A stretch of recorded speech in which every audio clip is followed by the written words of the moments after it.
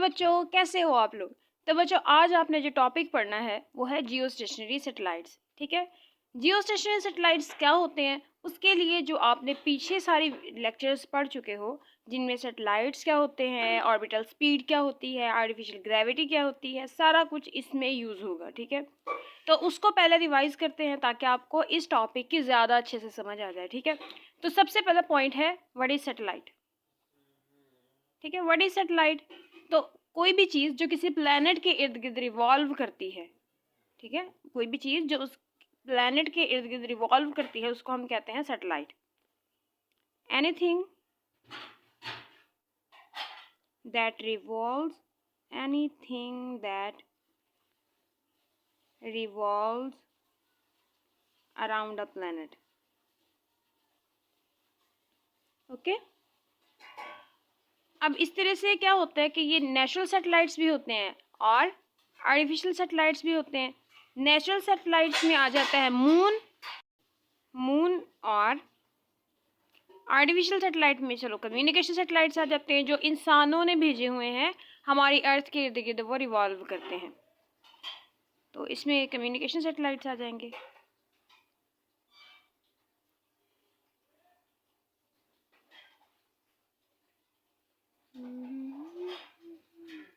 Okay, तो बच्चों अब जो प्लैनेट्स के इर्द गिर्द हमारा, देखो हमारा प्लैनेट है अर्थ, तो इसके इर्द गिर्द जितने भी सैटेलाइट्स रिवॉल्व करते हैं ना, जितने भी सैटेलाइट रिवॉल्व करते हैं वो क्या है, एक काम के लिए नहीं होते। अब उनका डिफरेंट पर्पसेस होते हैं। अब कुछ जो होते हैं, कुछ कम्युनिकेशन के लिए यूज़ होते हैं।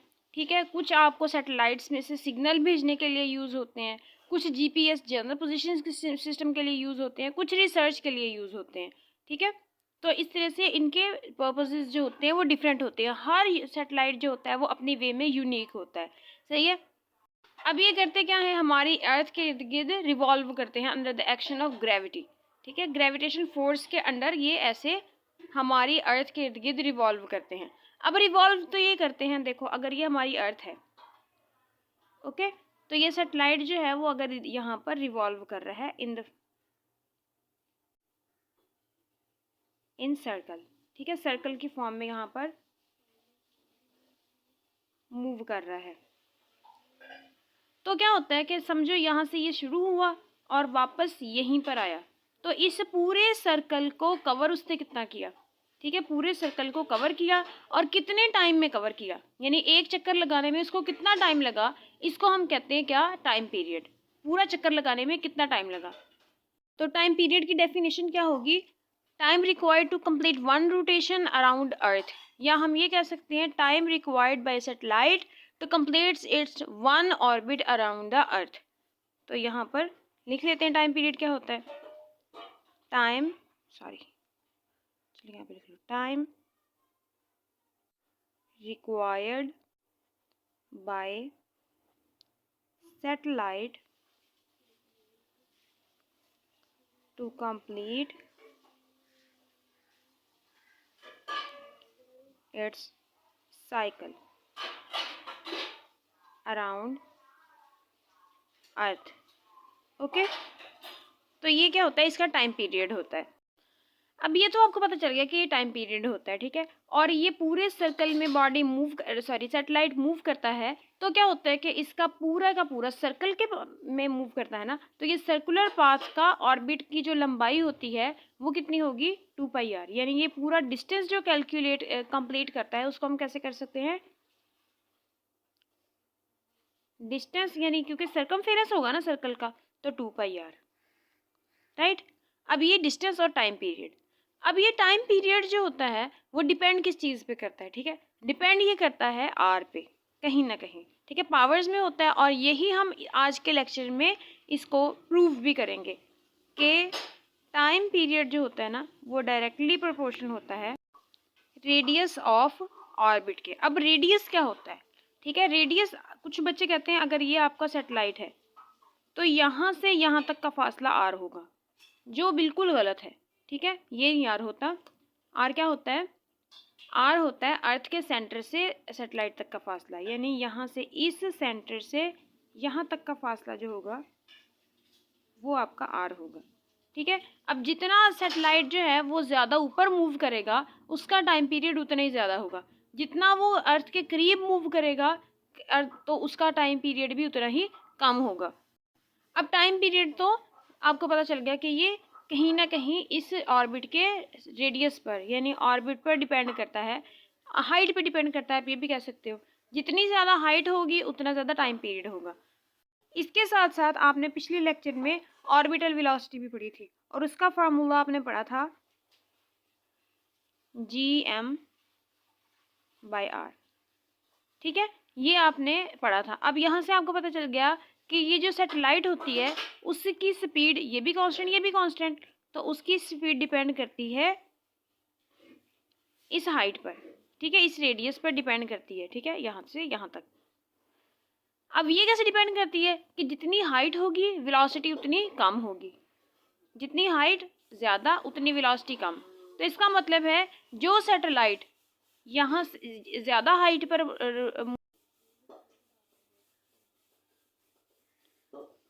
ज़्यादा टाइम लगाएगा, सही है। तो ये आपका हो गया। अब आज का जो आपका मेन टॉपिक है ना वो है जियो स्टेशनरी और सैटेलाइट्स के ऊपर और ऑर्बिट्स के ऊपर, ठीक है। लेकिन हम क्या करेंगे कि हम डिफरेंट टाइप ऑफ सैटेलाइट को पहले थोड़ा सा देख लेते हैं कि किस तरह के सैटेलाइट्स जो होते हैं वो आपके स्पेस में साइंसदानों की तरफ से भेजे जाते हैं, ठीक है। तो बच्चों अब आप पढ़ने वाले हो टाइप्स ऑफ सैटेलाइट, ठीक है। ऑफ कोर्स ये आपके सिलेबस में नहीं है लेकिन आप इसको पढ़ लोगे तो आपको पता चल जाएगा कि जियो स्टेशनरी सैटेलाइट्स क्या होते हैं, ठीक है। तो 3 तरह के आपके पास सैटेलाइट होते हैं। सबसे पहले होता है लियो, फिर आ जाते हैं मियू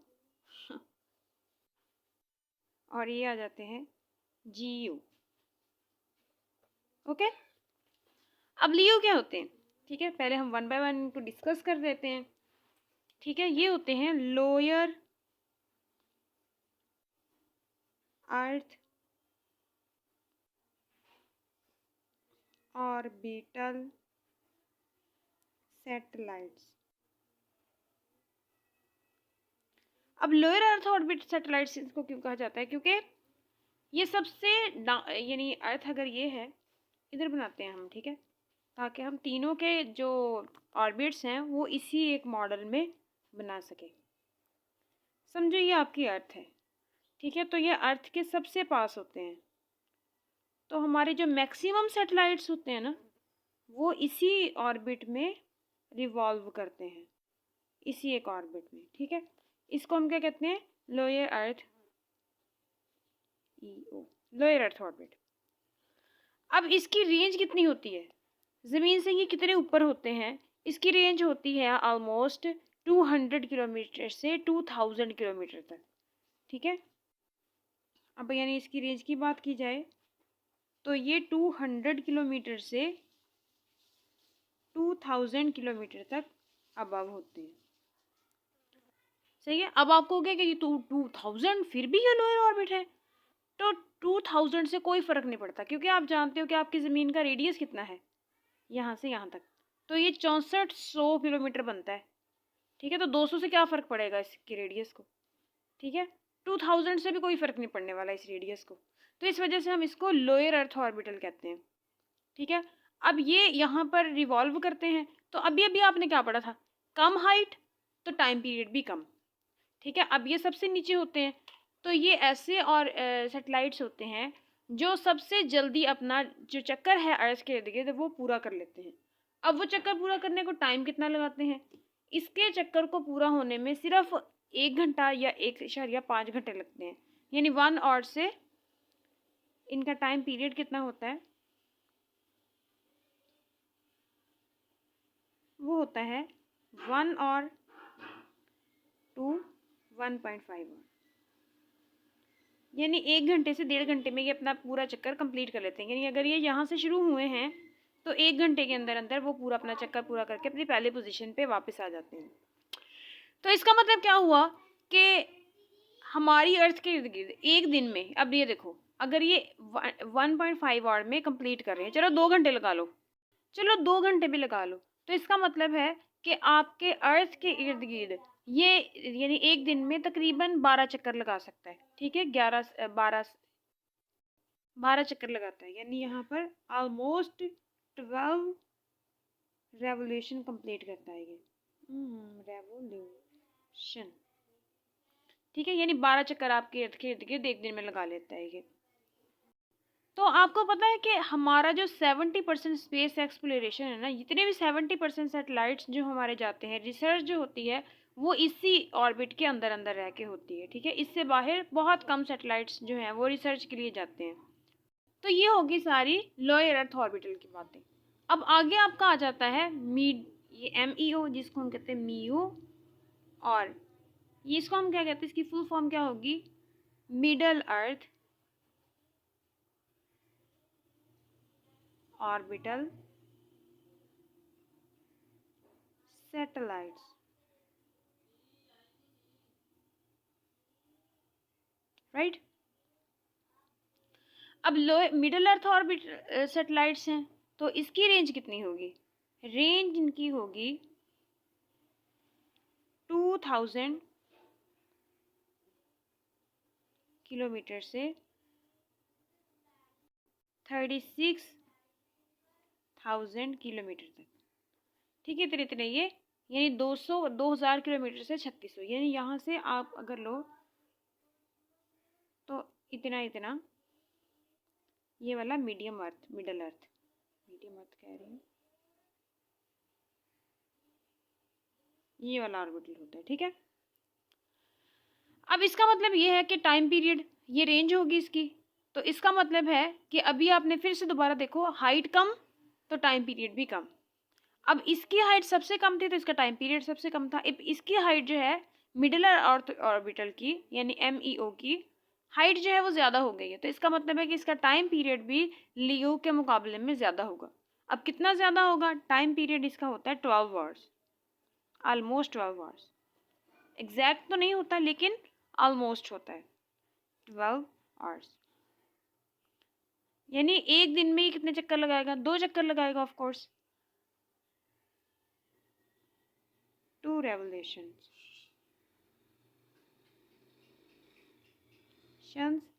पर डे। अब इसके बाद आ जाता है GEO, ठीक है, यही आपका मेन टॉपिक है। अब इसमें क्या होता है, इसका हम कहते हैं जियो स्टेशनरी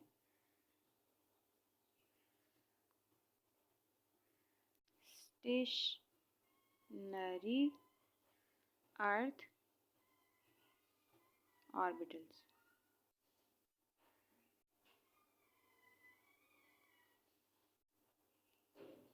सैटेलाइट्स, ठीक है। अब जियो स्टेशनरी इनको क्यों कहा जाता है वो भी हम देखेंगे बाद में, लेकिन इनकी रेंज क्या होती है, रेंज इसकी 3600 किलोमीटर से अबव होती है, 36,000 किलोमीटर, ओके। अब इसका मतलब क्या है कि इसका टाइम पीरियड कितना होगा, देखो इसका 12 आवर था, अब इससे ज़्यादा अगर आप चले जाओगे तो टाइम पीरियड और बढ़ जाएगा, तो टाइम पीरियड कितना हो जाएगा इसका 24 आवर्स। इसका मतलब क्या है कि ये अर्थ के इर्द गिर्द एक चक्कर पूरा करने में 24 घंटे लगाएगा। तो कुछ क्लिक हुआ आपको, हमारी अर्थ जो है वो जब रोटेट करती है तो वो भी तो अपने इर्द गिर्द एक चक्कर, यानी अपने एक्सिस के इर्द गिर्द एक चक्कर 24 घंटे में पूरा करती है ना। तो इसका मतलब क्या है कि इसका टाइम पीरियड और अर्थ का टाइम पीरियड बिल्कुल एक जैसा है। अब इसी को यूज़ करते हैं हम कहाँ पर, अपने कम्युनिकेशन सैटेलाइट्स वगैरह बनाने में, और इसके अलावा टीवी सिग्नल्स वाले जो सैटेलाइट्स होते हैं उनको बनाने वाले। और ये सारी चीज़ें हम आगे डिस्कस करेंगे, परेशान नहीं होना आपने, स्लो स्लो चलो, ठीक है। और इसी ऑर्बिट को हम कहते हैं जियो स्टेशनरी ऑर्बिट।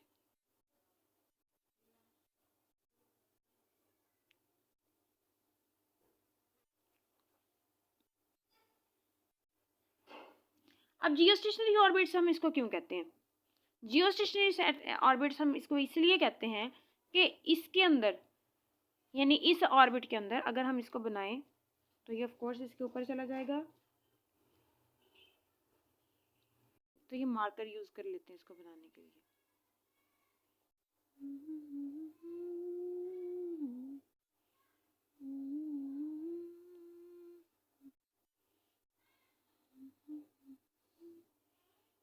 यहाँ पर। अब देखो बेटा, अर्थ जो है वो भी अपने एक्सिस के इर्द गिर्द ऐसे रोटेट कर रही है, ये भी रोटेट कर रहा है। समझो आप यहाँ पे खड़े हो, ठीक है, यहाँ पे खड़े हो, मार्कर से सही नहीं लिखा जाता, कोई और ही कलर यूज़ करती हूँ मैं। चलो ये कर लिया। यहाँ पे खड़े हो आप, आपको ये सैटेलाइट यहाँ पे नज़र आ रहा है, आपकी अर्थ रोटेट की और रोटेट करने के बाद आप यहाँ पे आ गए, तो ये सैटेलाइट भी घूम कर किधर आ जाएगा, इधर, क्योंकि जिस तरह से अर्थ रोटेट कर रही है बिल्कुल वैसे ही ये रोटेट कर रहा है। आप यहाँ पर थे तो आपको यहाँ पर भी यही नज़र आया। अर्थ ने रोटेट किया और आप इस जगह पर आ गए, तो आपको ये यहाँ पर नज़र आया। अब आपको तो नहीं ना पता चल रहा कि आपकी अर्थ जो है वो रोटेट की, आप घूमे हो, आपको तो नहीं ना पता, लेकिन जब भी आपने देखा सैटेलाइट आपके सामने था, तो आपको ये लगा कि मैं तो घूमा ही नहीं हूँ, तो इसका मतलब है सैटेलाइट भी नहीं घूमा। तो आपको यानी अर्थ के लिहाज से आपको ये स्टेशनरी नज़र आता है, तो इसी वजह से हम इसको जियो स्टेशनरी ऑर्बिट्स कहते हैं, और इसमें घूमने वाले सैटेलाइट को जियो स्टेशनरी सैटेलाइट्स कहते हैं, क्योंकि ज़मीन के लिहाज से हमें पता ही नहीं चलता कि ये रिवॉल्व कर भी रहा है या नहीं। अब देखो, जैसे आपने देखा होगा डिश एंटीनास जो आप रखते हो, ठीक है, घर की छत पे अक्सर आपने देखे होंगे। अब जब पुराने ज़माने होते थे ना, तो पीटीवी देखने के लिए ना हम लगाते होते थे एंटीना, और कभी कभी कुछ घरों में ना वो क्या करते थे कि ऐसे बांस के साथ ना टायर बांध कर, लोहे वाला जो उसका नीचे वाला लोहे वाली रिम होती है ना, वो बांध कर उन्होंने छतों पर लगाए होते थे। शायद आप लोगों ने वो ना देखा हो, आप लोग आज की जनरेशन है, जब हम थे तो हम तो देखा करते थे वो। तो अब जब एंटीना, अब डिश जो है वो इस एंटीना की मॉडर्न फॉर्म है, तो आपने देखा होगा कि क्या ऐसा होता है कि जब जैसे जैसे डिश यानी आपका पूरा टाइम आप उसकी डायरेक्शन को चेंज करते रहते हो, नहीं, आप डिश बस ऊपर सेट कर देते हो, एक दफ़ा सिग्नल कैच करने लग गया और वो उसी डायरेक्शन में रहता है। अब इसका मतलब क्या है कि आपकी डिश जो है वो सिग्नल कैच कर रही है इस सैटेलाइट से। अब इसको आप डिश समझ लो, यहाँ से वो सिग्नल कैच कर रही है, ठीक है। अब आपकी अर्थ रोटेट कर रही है, इसमें तो आपको कोई शक नहीं है कि आपकी ज़मीन भी घूम रही है, ऐसा ही है ना। तो अब समझो डिश घूम घूम किधर आ गई है, तो अभी भी ये सैटेलाइट इसके सामने था, वो अभी भी डिश सिग्नल्स जो है वो रिसीव कर रही है। जब वो घूम के इधर आ गई डिश, तो भी रिसीव कर रही है। तो हमें बार बार उसकी डायरेक्शन को चेंज नहीं करना पड़ता, और हमें ये भी पता है कि अर्थ जो है वो रोटेट कर रही है। तो इससे आपको क्या पता चलता है कि एक यानी कुछ ऐसा सैटेलाइट है जो हमेशा ही आपकी डिश के सामने रहता है, बावजूद इसके कि आपकी डिश घूम रही है ज़मीन के साथ साथ, लेकिन फिर भी वो सैटेलाइट के बिल्कुल सामने रहता है। तो इसका मतलब यही है कि जैसे जैसे आपकी ज़मीन घूम रही है, वैसे वैसे सैटेलाइट भी घूम रहा है। इसी वजह से वो बिल्कुल हमेशा ही उसके सामने रहता है किसी भी पॉइंट पर। तो इसका मतलब ये है कि जियो स्टेशनरी सैटेलाइट्स को यूज़ करते हो आप मुख्तलिफ कामों के लिए।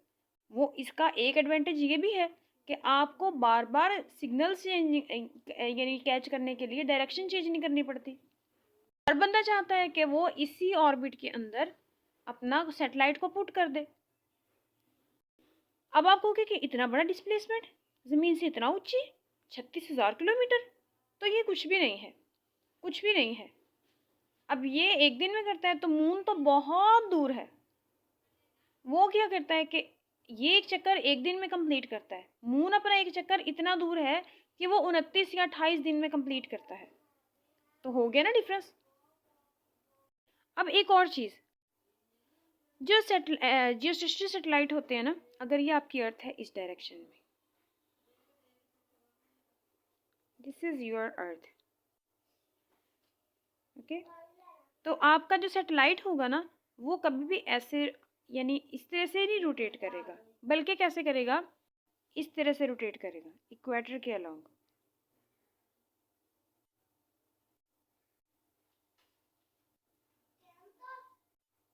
ऐसे, सही है, यानी ऐसे इक्वेटर बेल्ट पे।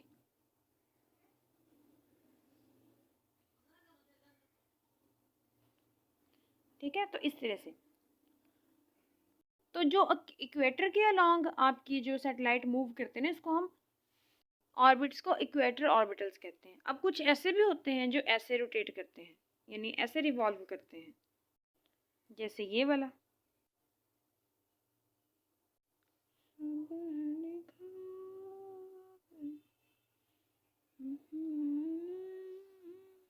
ऐसे। तो इसको हम कहते हैं पोलर ऑर्बिटल्स, क्योंकि ये पोल्स के इर्द गिर्द ऐसे रिवॉल्व कर रहा है।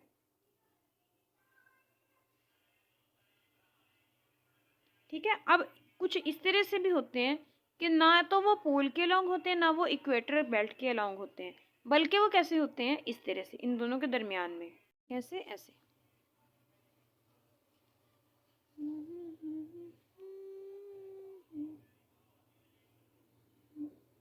ओके, ये वाला, इसको आप कहते हो जियो सिंक्रोनाइज्ड। आगे हम पढ़ेंगे जियो स्टेशनरी और जियो सिंक्रोनाइज्ड में क्या फ़र्क होता है और ये एक जैसे क्यों होते हैं। नाम से तो लग रहा है कि जियो स्टेशनरी और जियो सिंक्रोनाइज्ड एक जैसे ही होंगे, लेकिन इनमें डिफरेंस होता है। फिलहाल हम बात करते हैं जियो स्टेशनरी की। अब जियो स्टेशनरी ऑर्बिटल का तो आपने देख लिया कि कितनी इंपॉर्टेंस है। तो जियो स्टेशनरी, और हर बंदा चाहता है, हर कंट्री चाहता है कि अपने अपने मकसद के लिए वो जियो स्टेशनरी ऑर्बिटल जो है उसके इर्द गिर्द उसमें ही अपने सैटेलाइट्स को छोड़े। तो ये वाला जो हिस्सा है ना, यहाँ पे काफ़ी ज़्यादा सैटेलाइट्स इकट्ठे हो जाते हैं। अब आपको क्या पता है कि सैटेलाइट्स जो होते हैं ना, उनको आप इकट्ठा नहीं रख सकते, यानी उनके अंदर स्पेसिफिक डिस्टेंस होना चाहिए ताकि वो एक दूसरे के भी सिग्नल कैच ना करने लग जाएं। तो अब हम देखते हैं कि जियो स्टेशनरी और जियो सिंक्रोनाइज्ड में क्या फ़र्क होता है और ये क्या एक जैसे कैसे होते हैं। तो यहाँ पर देखो, जियो स्टेशनरी कौन से होते हैं। जियो स्टेशनरी तो वो होते हैं ना, बेसिकली जियो स्टेशनरी और जियो सिंक्रोनाइज दोनों का ही जो टाइम पीरियड होता है ना, वो 24 आवर्स होता है। जियो स्टेशनरी और जियो सिंक्रोनाइज्ड, ये शायद वहाँ यहाँ पे वाई होता है, आई डोंट नो, जो भी होता है खैर। तो जियो स्टेशनरी होते हैं ना, उनका टाइम पीरियड होता है 24 आवर्स और इनका भी होता है 24 आवर्स। तो डिफरेंस क्या है? डिफरेंस इसका ये होता है, ये अलॉन्ग इक्वेटर होते हैं, यानी ऐसे रोटेट करते हैं, रिवॉल्व करते हैं।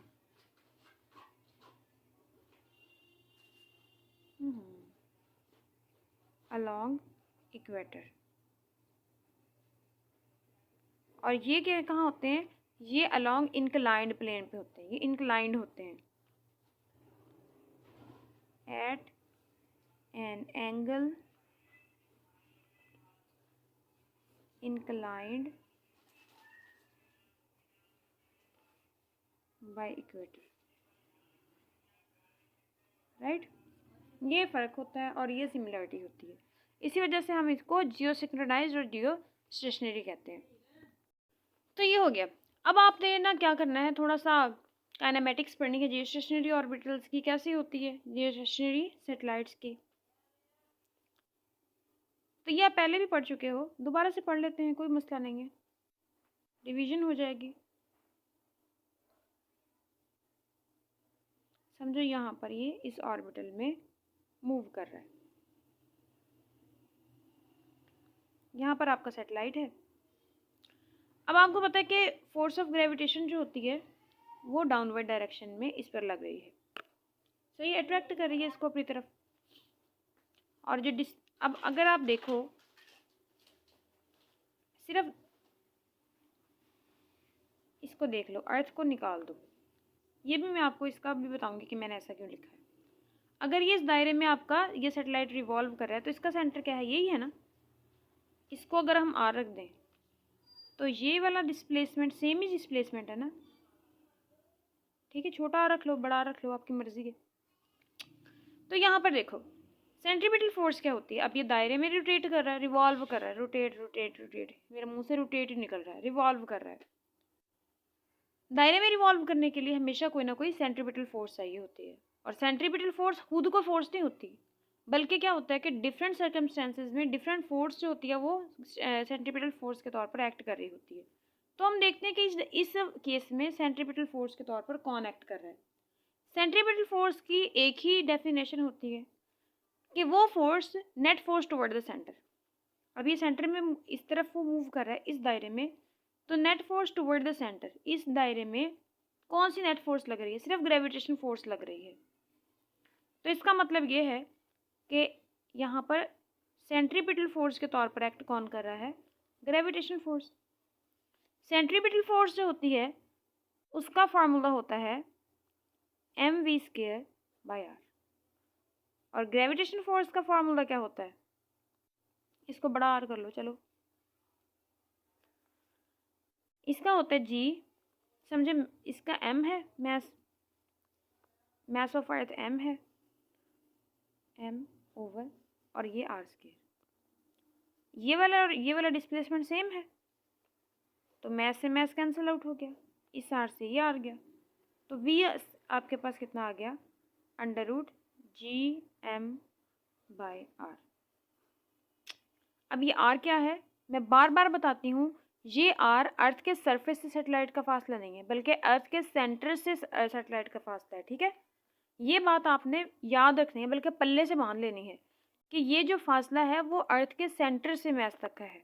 अक्सर आपको क्या दिया जाता है, सिर्फ हाइट दे दी जाती है, यहाँ तक, यहाँ से यहाँ तक, और बच्चे उसी को फार्मूला में लगा के और कहते हैं चलो जी न्यूमेरिकल हो गया। आंसर चेक किया, आंसर गलत है। क्यों गलत है भाई? इसलिए गलत है कि ये कांस्टेंट होता है। एग्जामिनर चाहता है कि इस हाइट के अंदर आप अर्थ का यानी फाइंड करके ऐड अप करके तो फिर खुद से आप उसको न्यूमेरिकल में लगाओ। यानी अक्सर आपको दिया जाता है कि जी अर्थ के सरफेस से ना उस सैटेलाइट का फासला इतना है, यानी हाइट दे दी जाती है आपको, और आप उसी को इस आर की जगह पे लगा के और अपनी तरफ से बिल्कुल ठीक करके आ जाते हो, और बड़ा सारा क्रॉस लगता है फिर उसके ऊपर। अब उसमें होता क्या है कि आपने आर बराबर होता है radius of earth plus height के। तो एग्जामिनर चाहता होता है कि पहले भाई आप ये खुद से फाइंड करो, तो आपने इस बात का ध्यान रखना है, सही है। चलो जी यहाँ पे आ जाते हैं। अब यहाँ से आपको क्या नज़र आ रहा है, मैम फार्मूला नज़र आ रहा है। अच्छा ये कांस्टेंट है तो इसको हटा दो, तो यहाँ से आपको पता चलता है कि v जो है वो डायरेक्टली इन्वर्सली प्रोपोर्शनल है स्क्वायर रूट ऑफ r के। इसका क्या मतलब है? इसका मतलब ये है कि जैसे जैसे आपकी हाइट बढ़ती जाती है वैसे वैसे आपके जो सैटेलाइट है उसकी स्पीड कम होती जाती है।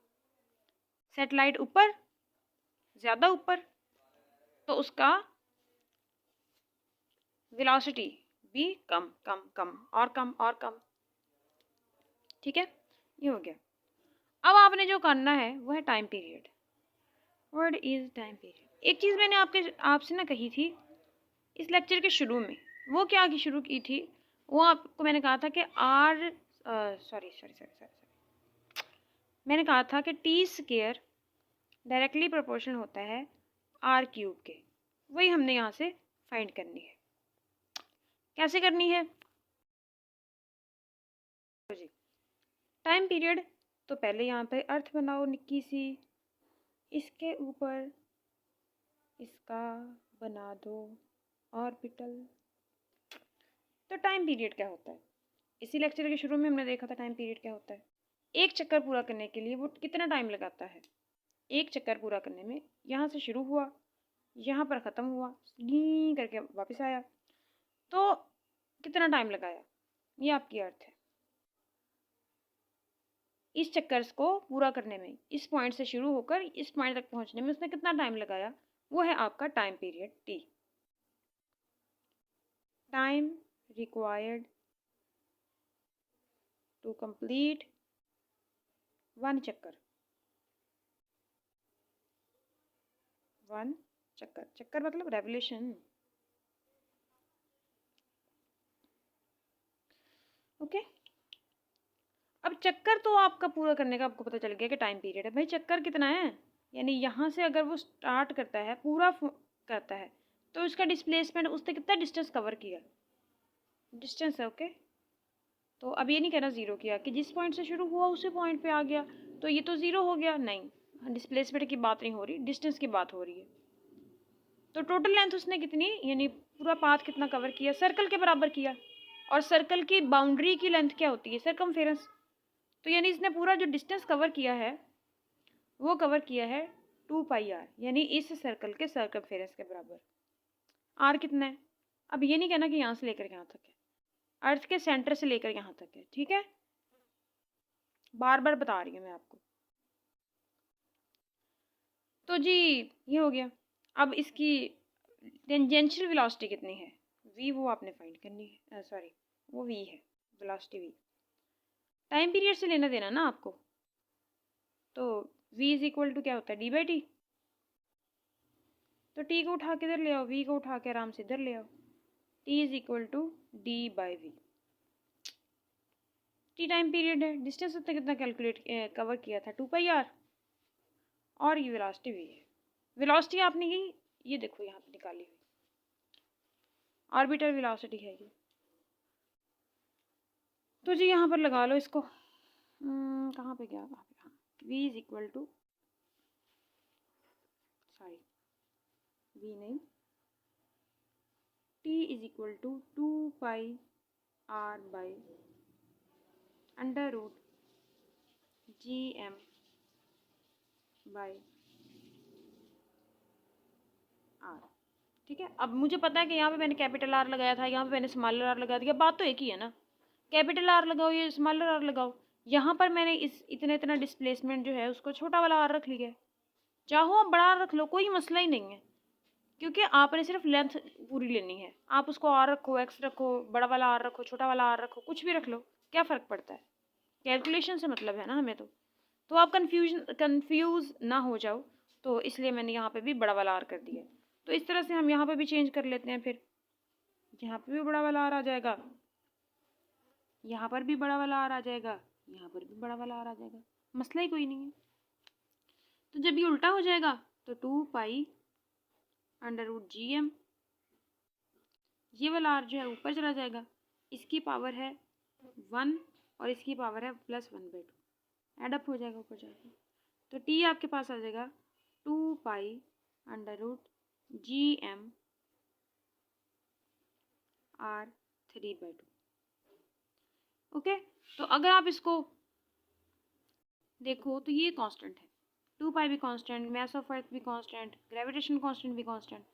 इसको कर दो जरा गायब, तो यहाँ पे प्रोपोर्शनैलिटी का साइन आ जाएगा 3/2। अब यहाँ पे अगर स्केयर ले लो दोनों साइड्स पे तो क्या आ जाएगा, t² इक्वल टू r³। तो यहाँ से आपको सॉरी इक्वल क्यों लगा दिया, डायरेक्टली प्रोपोर्शनल। तो इसका मतलब क्या है कि जितना ज़्यादा हाइट बढ़ती जाएगी, r बढ़ता जाएगा, उतना ही टाइम पीरियड भी बढ़ता जाएगा। इसी से रिलेटेड करते हैं हम क्वेश्चन, ताकि आपको और ज़्यादा क्लियर हो जाए। करने से पहले हम ये फॉर्मूला ड्राइव करने वाले ना सारे क्वेश्चन काम कर लेते हैं। तो आपकी बुक में ये टाइम पीरियड का फार्मूला है, तो रेडियस का फार्मूला भी निकालना सिखाया हुआ है। तो इसी फार्मूला को पकड़ो, t is equal to 2π r 3/2 under root GM। आपने निकालना है r, तो उसके लिए आप क्या करोगे, बाकी सारी चीज़ों को उठा के इधर शिफ्ट कर दो, ये नीचे ऊपर आ जाएगा, g under root GM by 2π equal to r³ का 2। अब आप क्या करो कि पहले 2 को ख़त्म करना है, तो दोनों साइड पे स्केयर ले लो, तो यहाँ पे भी स्केयर आ जाएगा, सॉरी GM, इसका स्केयर आ गया, नीचे वाले का स्केयर 4π², और ये आ गया r3/2 का स्केयर। ये से कैंसिल आउट हो गया, ये से कैंसिल आउट हो गया, मर आ गए, मरा मरदूद, नफातिया नदरूद, 4π² और ये r³। अब आपने क्यूब को भी ख़त्म करना है, ये भी आपके गले की हड्डी है जिसको आपने या निगलना है या उगलना है। तो इसको ख़त्म करने के लिए हम दोनों साइड्स पर 1/3 ले लेंगे, यहाँ पे भी 1/3 ले लेंगे, ये इससे गया तो ये आ गया आपके पास t² GM by 4π² 1/3 equal to r। ये है आपके पास r और ये है टाइम पीरियड। ठीक है, तो यार डेरिवेशन जो होती है ना बहुत ही बोरिंग है, तो चलो ये तो हो गया ना कंप्लीट। तो अब हम करते हैं कुछ अच्छे से क्वेश्चन, ताकि आपका मूड थोड़ा सा फ्रेश हो। तो पेश किया जाता है आपकी खिदमत में पहला सवाल, जो है काफ़ी आसान। तो आपसे कहा जाता है कि ये है आपकी अर्थ, अब छोटी नहीं है, जानबूझ के छोटी बनाइए। आपसे कहा जाता है कि इसका रेडियस है, यानी इसका सेंटर से फासला है r, वेलोसिटी है इसकी यहाँ पर v।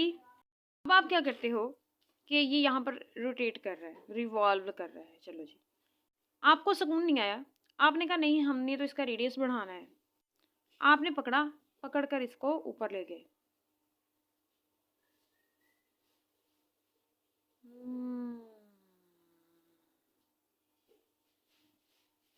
पहले आर था, अब यहाँ से इसका फासला हो गया है पहले के मुकाबले में 4r।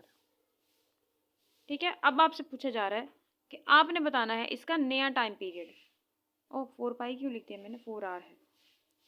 ठीक है, तो r से बढ़ाकर 4r तक इसका आपने इसके ऑर्बिट का रेडियस कर दिया है, और अब आपने टाइम पीरियड बताना है कि कितना हुआ पहले के मुकाबले में।